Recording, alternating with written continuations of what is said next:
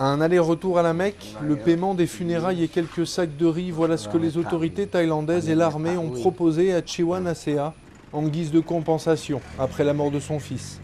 En mai dernier, l'armée avait arrêté Suleiman, accusé de participer à l'insurrection qui ravage le sud du pays.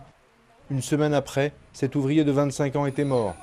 Selon l'armée, il s'est pendu, mais ses parents affirment qu'il a été torturé. Des photos prises par une ONG locale montrent des coupures au bras et au cou, des marques noires sur le corps.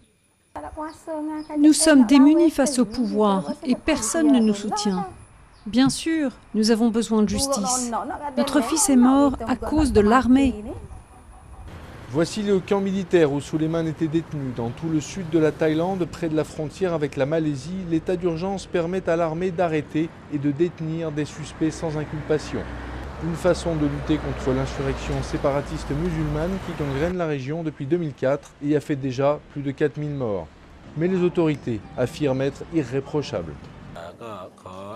Je veux redire officiellement qu'il n'y a ni torture ni détention illégale dans aucun camp militaire. Le gouvernement explique qu'il essaye de conquérir les cœurs et les consciences de la population de la région. Mais les groupes de défense des droits de l'homme estiment que les exactions de part et d'autre nourrissent le conflit. Dans le sud du pays, il y a un cycle de violence et d'impunité qui vient des deux côtés. Les insurgés, comme les forces de sécurité, alimentent ce cycle. Une enquête sur la mort de Suleiman et la punition éventuelle de cadres militaires ne résoudrait pas les problèmes de fond, mais elle contribuerait sans doute à combattre une certaine culture de l'impunité et le recours constant d'un côté comme de l'autre à la violence.